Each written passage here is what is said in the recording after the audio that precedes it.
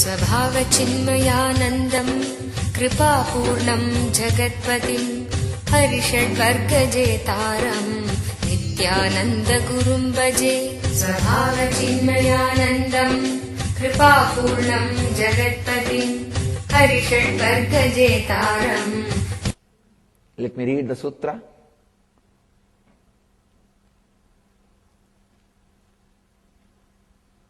Gata vibhajane drishtim bittistyakva vinikshipet tallayam takshanat gatve tallayat tanmayabhavet.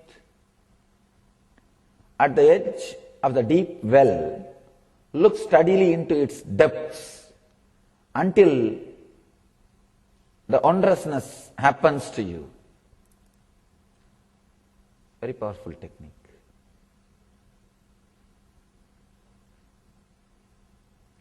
Just a slight, small difference between yesterday's technique and today's technique. But there are different kinds of minds. For all kinds of minds, Shiva is teaching. At the edge of a deep well, look steadily into its depths until the wondrousness. Understand? Again, this technique is also about falling in love, falling in tune. See, the yesterday's technique and today's technique, both are about falling in tune. But the yesterday's technique was falling in tune with a living being, an enlightened master. Today's technique is about falling in tune with an object. Sometimes falling in love with an object is little easy because you can possess it. You can possess it. Why? People have got pets, no food for living human beings. But these guys are spending so much on the pet animals. Actually, when you can't love human beings, pets is a nice substitute. See, the difficulty with opening up to human being is the risk of no is there. When you open up with a human being, he may say no. He may not receive you. He may not be behaving as you want. He may not be expressive. But with the pets, you feed them. They have to do what you want. And you can tie them in a rope and put them in a cage when you don't want to spend time with them. With human beings, things are little unpredictable. They may have the mood when you don't have, they may not have the mood when you have. But with pets, things are more under your control. You can choose. Understand, but it is very poor substitute. Learn how to open up to the higher level beings. Understand? First level, opening up to an animal, where things are under your control. Second level, opening up to a human being, where 50% is under your control and 50% is under his control. Third, opening up to an enlightened being, nothing is under your control. Nothing is under your control. That is why it is very difficult to open up to an enlightened being, because you will lose your very boundary. When you open up to an enlightened being, you will lose the idea where your hand ends, where your body ends. You just relax, disappear into him. His vastness, the amazing energy, just you are lost in his presence. Or I can say you are first time experiencing yourself. I can't say you are lost. First time you are back home, you discovered yourself. First time you will discover who you are. Different levels of falling in love. Shiva is not saying no to anybody. Any level is okay. He is ready to give technique for that level person. Understand? Whether you are able to open up to an enlightened being, there is a technique, yesterday's technique. Diksha, just initiation, liberates. If you are able to open up to a human being, again he has got a technique. Just few days ago, I finished the technique. If you are able to open up only to animals, again he has got techniques for that kind of a human being. If you are not even able to open up to animals, because even with animals there is one danger, they may die. If they die, things are not under your control completely. You can open up only to an object. Then also, you also have a technique. Here, Shiva is giving methods even for that kind of human beings. Sometime, people who lived in the forest, who lived with nature, they can open up to an object easily, even if they are in high level consciousness. Even if they are in the level of opening up to a master, they may not find a master. They can just open up. They can just feel connected to an object in the forest. So even for that kind of people, this technique will be very useful. This is more like opening up to a nature. Opening up to a nature. Even if you are intelligent enough, powerful enough, intense enough to open up to a master, if you have never seen a master, and if you are living in a forest, you may open up to an object with such a deep connection, and that object will serve as God or master. There is a beautiful story of a great devotee of Shiva. His name is called Kannappa, means the father who gave eyes to Shiva. Understand, the story says Shiva has got 3 eyes. In the 3, one and a half belongs to Devi, because he has given his half to Devi. The remaining 1 and a half, one belongs to this devotee. Only half is his eye.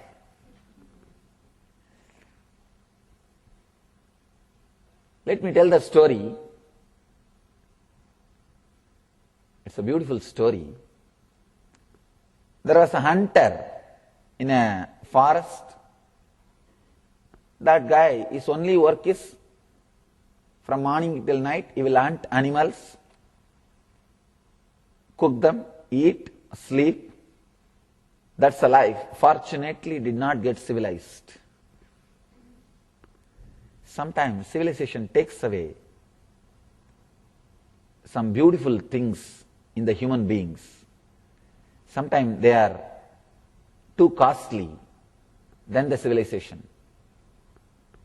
Means the possibility to open up is taken away in this process of so-called civilization.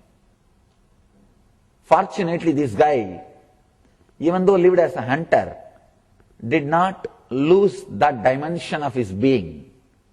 I call this dimension as a 6th sense. Possibility to open up. This guy did not lose that possibility. If you doubt constantly anything and everything you see, Be very clear, you lost that sixth sense. Civilization has happened to you. You are now civilized. You can have a big board. I am completely civilized. Now you know how to find reason, how to justify things, how to do anything. Now you know logically how to find reasons, how to doubt, how to justify whatever you do. Small story. One day late night, 10 o'clock, a guy saw behind his car, the cop's car with red light sign, is trying to chase him. This guy thought, I think I can outrun him. And it's a county road, remote road. He tried increasing the speed. His cop also did not leave. He also increased. In few minutes there was a big race. Went to 60, 70, 90, 100 miles. After half an hour, this guy realized he can't escape. So he stopped, pulled over. Cop came near him and said, officer came near him and said, hey, today I really had a lousy day. Just tell me some reason, I'll let you go.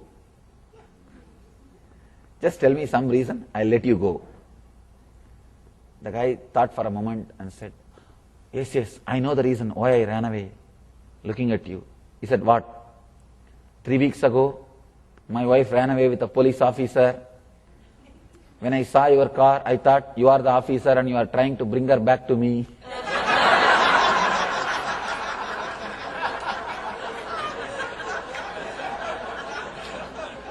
You can always justify. You can always justify. With civilization, you get the power to justify, but you lose the capacity to open up. Your logic becomes very sharp, but the sixth sense, power to open up, is lost. This devotee, fortunately, did not lose the ability to open up. In the forest, one day when he went for hunting, he saw beautiful Shiva's Murti, the Shivalinga. Shivalinga with a face carved on it. In India you will see varieties, different kinds of Shivalingas. Different kinds of Shivalingas with a different forms and ways and different things. There was a Shivalinga with a face carved on it. The moment he saw that Shivalinga, he saw that Murti, he saw that statue, he fell in love with that. Somehow he was able to open himself. Every day he started visiting that place. He felt the God is there in that form, or the higher energy is there in that form. After 2-3 days, he started talking to it, talking to Shiva. When you see God, you don't see statue. When you see statue, you don't see God. Understand? When you see it as a God, you will not see that as a statue or just an idol. When you see it as an idol, you will not see that as a God. Somehow he felt it's God. He did not see it as a statue. He started talking to Shiva. Oh Lord, it's so nice you are here just for me. And he said, just see that I get a good animal today so that I'll give you a feast. Whatever he gets, he will nicely cook. Not only he will nicely cook, he will first taste it and see whether it is really cooked well. Then bring that portion, that flesh, to that Shiva, and he will offer it. a very strange kind of worship. He doesn't have any vessel to bring water and wash that place. So he will take water in his mouth. He will collect all the flowers and put it in his hair. There is no other flower basket for him. He will collect all the flowers and put it in his hair, in his jata. The hunters will have a big matted lock. He will put it in his matted lock, fill water in his mouth, and carry that flesh or that meat in a palm leaf in one hand. Bring there, and he will spit that water on that statue, on that Shiva, and put all the flowers on that Shiva and decorate him. Put this flesh in front of him and pray to him, O Lord, please eat the best portion of the meat, the flesh I brought for you. He will do all his puja. Then he will tell, oh, I think you are feeling a little shy because I am here. I will go away, you eat later on. When you feel like, you eat that time. When you open innocently, the power of existence, the big problem is we lost how to open up innocently, honestly. He will tell, now it is time, you please eat later on. Maybe I'll give you private time. You will go away. Actually, there was a traditional intellectual guy who also used to come to that place to worship rarely. That day he came and he saw all that meat in front of Shiva, and these traditional intellectuals usually not only they are vegetarians, they are dead against non-veg. I always tell people, take vegetarian vow, nothing wrong, but don't hate non-vegetarian people. Let them have what they want. People come and ask me, how to convince others to take up vegetarian food? I tell them, why do you want to convince? You must be jealous of them enjoying. You must be feeling that saliva when they eat. Otherwise, why will you get interested in convincing them? If you know vegetarian is good, just enjoy, stop with it, over. Why do you want to convince? Because there must be in one corner of your mind a little, I think once in a while, okay. Or that saliva is there in the mouth. Otherwise, why will you try to convince somebody who is not bothered about convincing you? See, no non-veg person goes to convince others, eat non-veg. But all these vegetarian people goes to convince non-veg people, don't have non-veg, eat vegetarian. See the fun part of it. No non-vegetarian person goes to convince vegetarians. Please have non-vegetarian also. No. Please become non-vegetarian. No. But all these vegetarian guys, they go around and convince every non-vegetarian person. In our healing initiation, of course, that initiation can be taken or practiced only with vegetarian food. With a non-vegetarian food, you will have a little side effect. Your system will not be able to adjust, cope up with it. So when these guys become vegetarians, first thing they do is they will go around and start canvassing. Start preaching, you became vegetarian, it's good. Little jealous on corner. Here, this guy is a great intellectual who is doing the puja with all the vegetarian tradition way. He came and saw, God, what is this?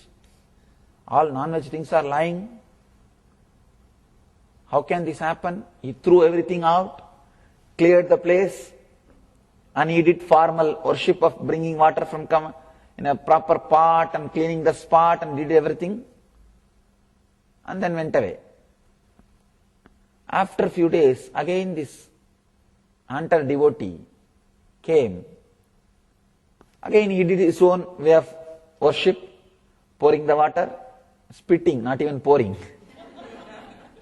Because he has brought water in the mouth. And removing flowers from his hair and putting it. And that fresh meat, flesh, which he tasted, he offered it. Then said, all right Shiva, now you can have a little private time. You can taste when you want. This the hunter devotee, he thought the earlier flesh which he kept, Shiva has eaten. He didn't know that some other guy came and removed it. He thought, oh, I think you enjoyed it. That's why there is nothing left. Even the leaf is not there. So again put the food and went away.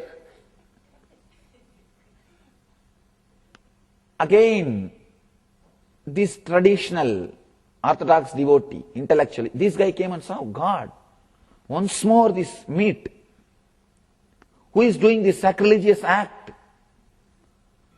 Who is disturbing? I should stay here today and see who is the guy who is coming and doing these things. And I will take him to task. He has hidden himself in one corner behind a tree, waiting. Who is coming and doing that job?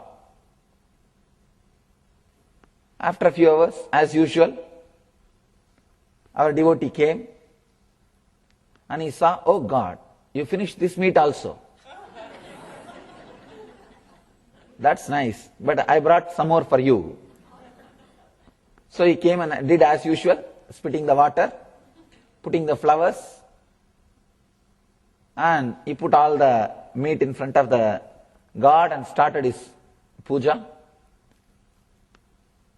That traditional orthodox intellectual guy, he was about to jump out and stop this guy. Suddenly he saw from that Shiva's one eye blood started coming. So this traditional guy got frightened. God, now I don't know what to do.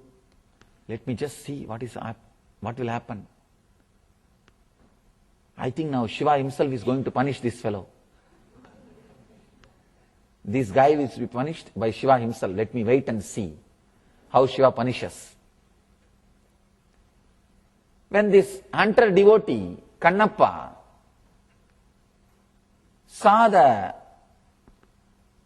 blood coming, immediately he said, God, what has happened to your eyes? I should do something. He ran here and there to get some herbs to treat, but nothing worked. Then the devotee was hiding. That guy, the traditional old guy, he saw, oh, this fellow is not bad guy. He is trying to only cure. Let me just see what happens. He was hiding and just watching the whole fun, whole drama without coming out. This hunter devotee ran here and there, tried to collect some herbal medicines to heal Shiva's eyes. Nothing worked out. Then this devotee decided, I think first eye transplantation, eye surgery. He decided, I will give my eyes for Shiva. So he just removed one of his eyes and put at the spot of Shiva's eyes. First transplanting surgery. I don't know how many thousands of years ago. The story says that eye got healed, got cured. But the drama doesn't end there. Suddenly in the other eye also blood started coming. Now it is too much. This hunting devotee, actually the devotee is getting tested for his devotion. The devotee saw the blood coming in the other eye also. He decided, I'll give my other eye also. That traditional intellectual person who was standing, hiding behind the tree was shocked when he saw the power of devotion. But he did not come out. He was frozen in the fear, just hiding. This hunter devotee does not have much time to think, oh God, you are having pain, you are having bleeding, I should immediately help, do something. So he decided to remove the other eye also and put it. Then suddenly he remembered, if I remove my one other eye also, I will not know where Shiva's eyes are there, the second eye. Because I will become completely blind. So now itself I should mark where the Shiva's eyes are there. And then remove the other eye, replace it.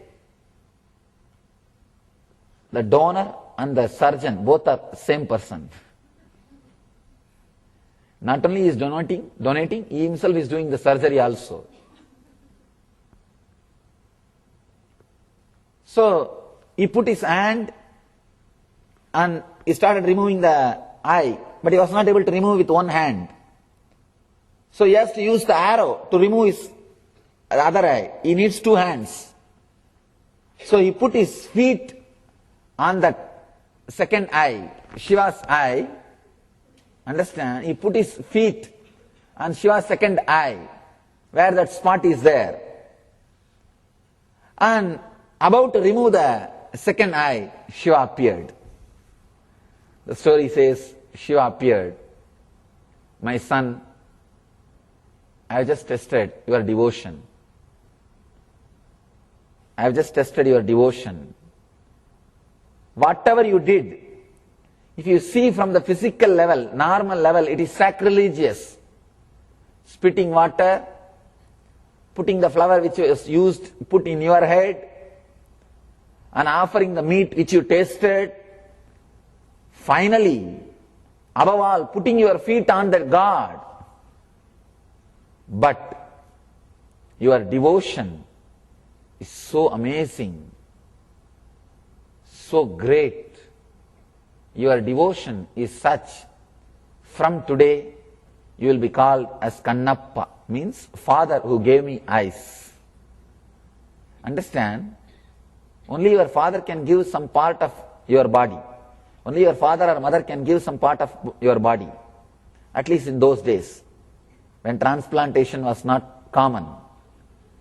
So Shiva says, you gave me eye. Because you gave me eye, I call you as my father. Because you gave, kan means in Tamil eye. You will be called as father who gave me the eyes. And the story says, that moment he became enlightened.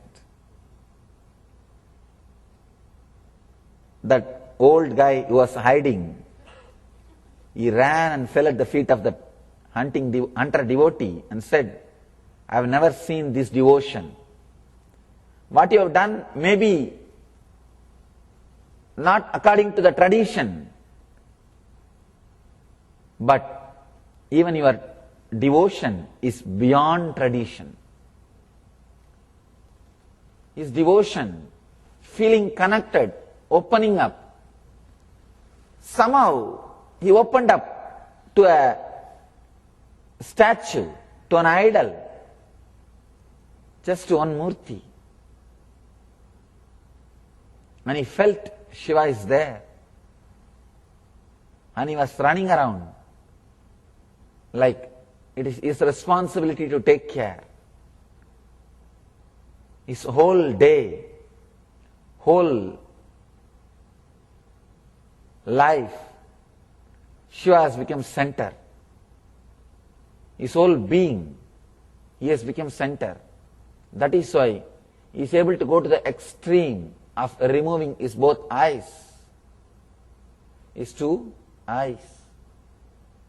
Feeling connected, opening yourself Actually, if you open yourself to anything, that will become alive, because opening up is so powerful that will make you also alive.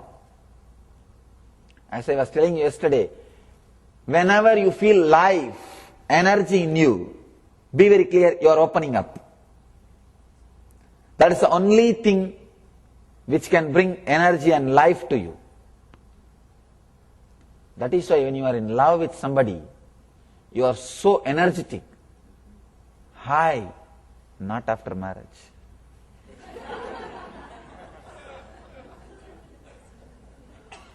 Not after marriage. Somebody asked, one son is asking father, "Father, how much it costs to get married?" Father said, "I don't know, because still I am paying for it."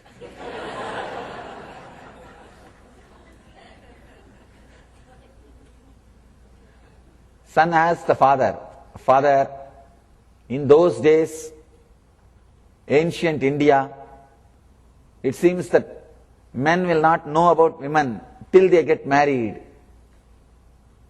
Father says, "Not only in those days, ancient India, that anywhere, everywhere, men will not know about women till they get married." It's anywhere, my son, anywhere.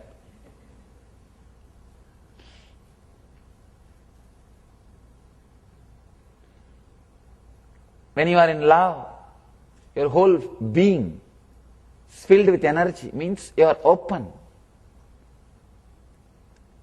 When you open up, not only you make the other person, the object to which you open, also becomes alive.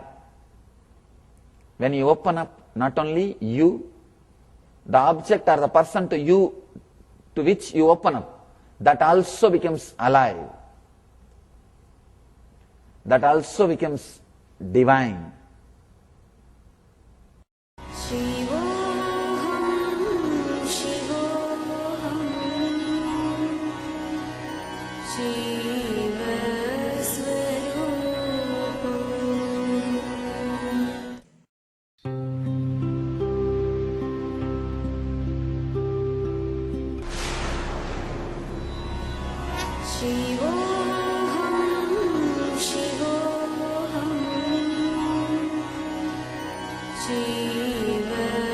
Swarupam. India has given birth to great Paramahamsas, mystics, saints and divine avatars who have consistently delivered this world from darkness to light.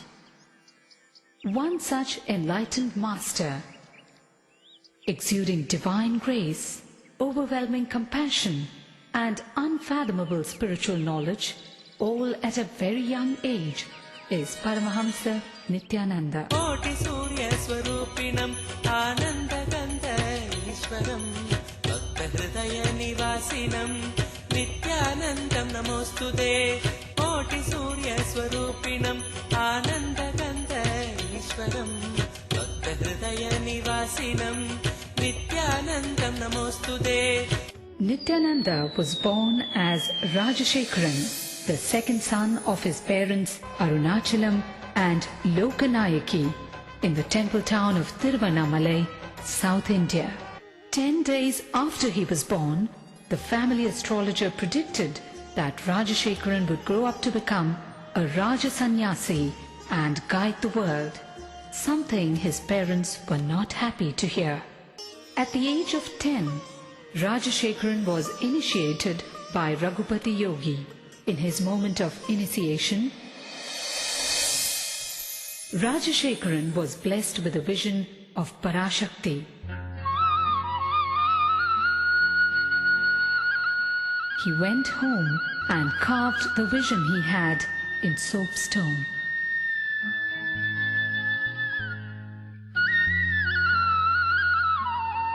One day, Rajashekharan was found etching a complex shape on a copper foil. It was the sacred Shri Chakra. The Shri Chakra is believed to be a diagrammatic representation of the cosmos. Sri Ramana Maharishi, Sri Ramakrishna Paramahamsa and Sharada Devi were sources of inspiration for young Rajashekharan. At the age of 12, on the sacred day of Buddha Purnima, Rajashekharan had an intense encounter with the divine, an out-of-body experience that was to change the course of his life.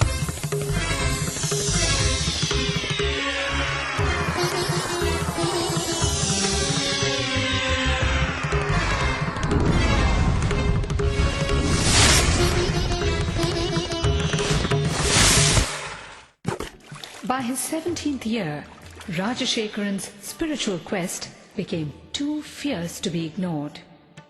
He left home on a journey of arduous self-discovery with no assurance whatsoever, but only a glimpse of the divine he received at the age of 12. He wandered far and wide, studying and practicing meditation, from Tapovan in the Himalayas to Kanyakumari in the south, from Dwarka in the west to Gangasagar in the east. He wandered for 7 years in India and in Nepal. With just 2 pieces of clothing and a kamandalu, a holy water jug, and with no idea of where his next meal would be. One day in Gaurikund, he beheld a breathtaking vision. A young man with a glowing countenance and flowing locks was walking towards him with long strides and divine grace. Wonderstruck and gazing at him, Rajashekharan realized that this was none other than Mahavdar Babaji, the enlightened master dwelling in the Himalayas for thousands of years in perpetual youth. It was this great saint who looked at him and uttered the name Paramahamsa Sri Nithyananda, an enlightened being in a physical body, young at heart but wise in mind. Rajashekharan undertook years of rigorous penance, intense meditation practices, and in-depth study of yoga, tantra, Vedanta, and Shaiva philosophies before he attained the ultimate state of consciousness, the state of Nithyananda, or eternal bliss.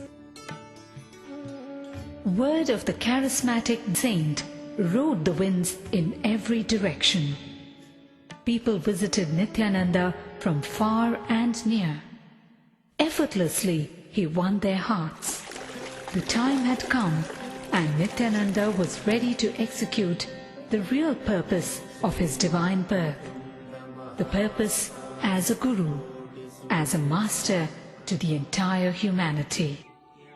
Life Bliss Foundation is his worldwide movement to spread his message of meditation and inner bliss. With its spiritual nerve center in Bangalore, India, and its Western Hemisphere headquarters in Los Angeles, USA, it operates through 1,000 centers and over 78 upcoming ashrams in 30 countries, causing transformation of humanity through transformation of the individual. How does one describe this great master? The charm of a child, the healing hands of a doctor, the compassion of a mother, the wisdom of a guru. To those who struggle under the many burdens of life, his presence itself is the answer they seek. In his arms, thousands find refuge, the ailing, the needy, and the seekers of God. The Master is an invitation to a journey inwards. In his own words, "Just allow me to light your being, then you will know that you are pure consciousness and your being pure bliss."